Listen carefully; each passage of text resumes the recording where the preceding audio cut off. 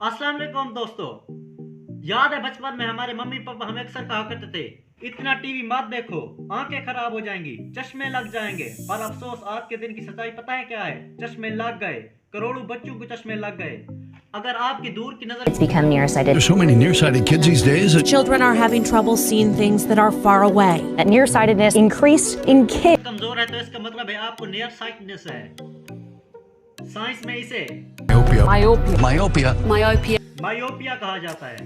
पाकिस्तान में अगर 5 से 15 साल की उम्र की बच्ची की बात करें तो मायोपिया का रेट आज से 20 साल पहले 4.5% हुआ करता था। आज यही नंबर 21% क्रॉस कर गया है। यानी मुल्क में 5 में से 1 बच्चे को चश्मे लगे हैं।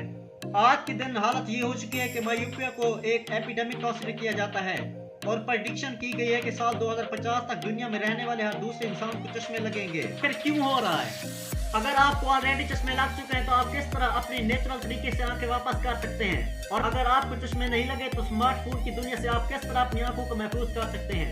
आज की वीडियो में इन्हीं सभी सवालों के जवाब जानते हैं साइंटिफिक तरीके को समझते हुए। जब लोगों को मायोपिया या हाइपरोपिया होता है तो उनकी आई बाल की शेप ही बदल जाती है। डायग्राम्स को देखो। मायोपिया में जो आई बाल होती है वो ज्यादा खिंच जाती है, इलांगेट हो जाती है। इसकी वजह से जो फोकल पॉइंट है वो रेटिना पर नहीं होता बल्कि रेटिना से पहले फॉर्म होता है। और दूसरा केस, अगर आपकी पास की नजर कमजोर है तो इसका मतलब है कि आपको हाइपरोपिया या फिर हाइपरमेट्रोपिया है। इसमें आपकी आंख पिचक सी जाती है। इससे आपको पास की चीजें ब्लरी नजर आती हैं क्योंकि फोकल पॉइंट रेटिना के बाद बनता है। अब एक सवाल आपके जहन में आए, अब लेंस की जो फोकल लेंथ होती है वो तो फिक्स्ड होती है, तो ये किस तरह होता है कि आप पास की चीजें भी देख सकते हैं और दूर की भी देख सकते हैं? हमें अपने लेंस के लिए फोकल लेंथ को भी बार बार बदलना होगा। ये बात बिल्कुल सही है और ये काम किया जाता है आई मसल। अपनी आंखों के सामने उंगली दूर रख के देखें और आहिस्ता आहिस्ता अपनी उंगली को देखते रहो और उस उंगली को अपनी आंखों के आहिस्ता आहिस्ता करीब लाते रहो। आप देखेंगे किस तरह आपकी आंखें काम की जा रही हैं और आपकी आंखें किस तरह स्ट्रेस में है। आप देखेंगे कि आपकी आंखें स्ट्रेस में है जिस तरह आप अपनी उंगली को करीब लेकर आ रहे हैं। सीली मसल्स कंट्रैक्ट करती हैं पास की चीजें देखने के लिए, इससे लेंस की शेप बदल जाती है क्योंकि सीली मसल कंट्रैक्ट करती है पास की चीजें देखने के लिए। कंट्रैक्शन से लेंस की शेप बदल जाती है। जब आप पास की चीजें देखते हैं तो लेंस राउंड बन जाती है और जब आप दूर की चीजें देखते हैं तो सीढ़ी मसल्स रिलैक्स हो जाते हैं ताकि लेंस की शेप और फ्लैटेंड हो सके। लेकिन सवाल यह है कि लोगों को मायोपिया होता क्यों है? कुछ लोगों की आई बॉल फ्लैटेंड क्यों होती है, कुछ लोगों की रिलैक्स क्यों होती है? यहाँ पर 3 थ्योरीज हैं।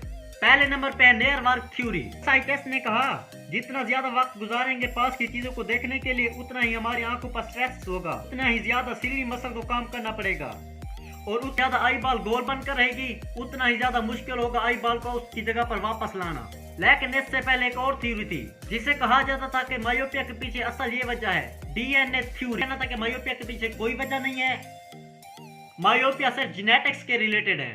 आपका डीएनए बताएगा कि आपको मायोपिया होगा या नहीं और ये हेरिडिटी है। अगर आपकी फैमिली को चश्मे लगे हैं तो आपको भी चश्मे लगेंगे, कुछ भी कर लो।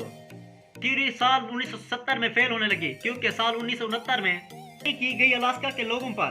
वहां ये पाया गया कि अलास्का के मिडिल एज और बुजुर्ग लोग थे, उनमें तो कभी मायोपिया कभी देखने को मिला ही नहीं, जबकि बच्चों में टीनएजर में मायोपिया के रेट्स 50% से ज्यादा थे।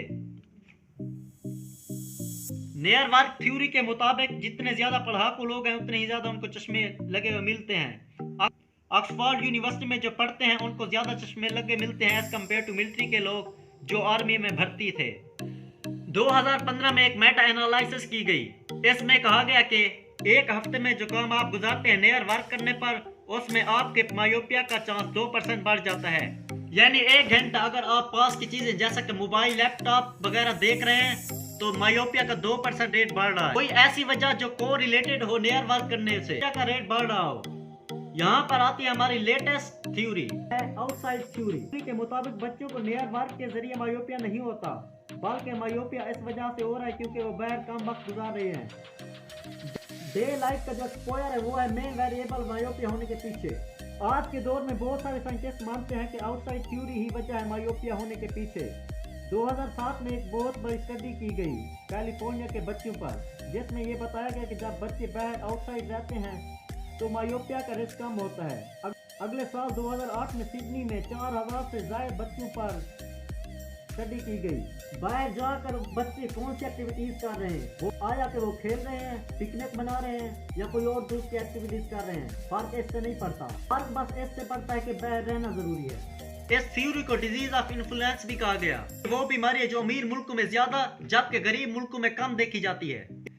जानवरों में भी कई स्टडीज की गई ये बताने के लिए कि आंखों में असल तौर में क्या हो रहा है। जब हम बाहर वक्त गुजारते हैं तो आंखों में क्या बदलाव आता है।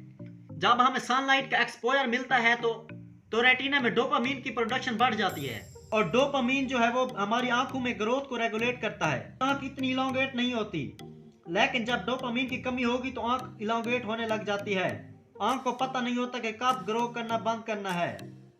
ह्यूमन ट्रायल्स भी किए गए इस थ्योरी को साबित करने के लिए। द बिगेस्ट तीवान के एक कॉलेज में किया गया। तीवान के लाखों बच्चों को ऑब्जर्व किया गया। साल 2001 से 2015 के दरमियान 2010 में एक बड़ा बदलाव देखने को मिला। उनकी सरकार ने एक प्रोग्राम शुरू किया, टियान 120 आउटडोर। इस प्रोग्राम के तहत स्कूलों को कहा गया कि ये नोटिस करो कि स्कूल के बच्चे कम से कम 2 घंटे बाहर गुजारें। इस प्रोग्राम के इम्प्लीमेंट होने के बाद चंद ही सालों में एक बड़ा पॉजिटिव इम्पैक्ट देखने को मिला। इथियोपिया के रेट 49.4% था इन बच्चों में, जबकि 2015 में यही रेट गिरकर 46.1% हो चुका था। यानी बच्चों ने सिर्फ 2 घंटे गुजारे और चश्मे लगने कम हो गए। एक्चुअली में डेली में कितनी डे लाइट चाहिए डोपामिन की प्रोडक्शन के लिए? 10,000 लक्स की ब्राइटनेस को अच्छा मुफीद शुमार किया जाता है। लक्स जो है वो हमें ये बताता है कि कितनी रोशनी है इस जगह पर, उस लक्स में मेजर किया जाता है। अगर आप किसी दिन बाहर निकलो जिस दिन अच्छी खासी धूप हो लेकिन आप छांव में बैठे हैं, आप तब भी बड़ी आसानी से 10,000 लक्स की ब्राइटनेस हासिल कर लेते हैं। ट्रॉपिकल कंट्रीज में 1 लाख लक्स तक ब्राइटनेस होती है, लेकिन आप इंडोर में रहते हो, आपने खिड़की दरवाजे खोल कर रखे हुए हैं, 10,000 लक्स ब्राइटनेस भी पार नहीं हो पाएगी। अगर आप में से चंद एक लोग सोचेंगे कि आर्टिफिशियली इतनी सारी लाइट्स लगा दें कि 10,000 लक्स की ब्राइटनेस हो जाए तो उससे असर पड़ेगा कि नहीं? बिल्कुल पड़ेगा, लेकिन 10,000 लक्स की ब्राइटनेस लगाना इंतहाई मुश्किल है। इतनी लाइटें आपको लगानी पड़ेगी, कमरे के अंदर इतनी हीट पैदा होगी कि आपको स्पेशल एयर कंडीशनर की जरूरत पड़ेगी। कमरे को काम करना आसान काम नहीं, इसलिए बाहर निकलो। बात करते हैं हम किस तरह आंखों को महफूज रख सकते हैं। Preventive measure. पहला, दिन में बाहर निकलो ज्यादा से ज्यादा। दूसरा, अपनी नियर वर्क की इंटेंसिटी को कम रखो, ज्यादा फिजिकल एक्टिविटीज करो, स्पोर्ट्स खेलो क्योंकि स्पोर्ट्स का एक इनडायरेक्ट असर पड़ता है आपकी आंखों पर, जैसा कि टेबल टेनिस, बैडमिंटन। वहां पर आपकी आंखें दूर भी शटल करती हैं और पास भी। अच्छा तो यह है कि आप प्रिवेंटिव मेजर्स करें। अब उन लोगों का क्या जिनको ऑलरेडी चश्मे लग चुके हैं? अनफॉर्चुनेटली मायोपिया इरिवर्सिबल प्रॉब्लम है। एक मरतबा आपकी आंख इलांगेट हो गई तब वो ठीक नहीं हो सकती, लेकिन एक बात जरूर है, आप अपनी आंखों को ज्यादा इलांगेट होने से रोक सकते हैं। चीजें आप करें जो मैंने बताई हैं तो आप अपनी आंखों को महफूज रख सकते हैं। Thank you so much.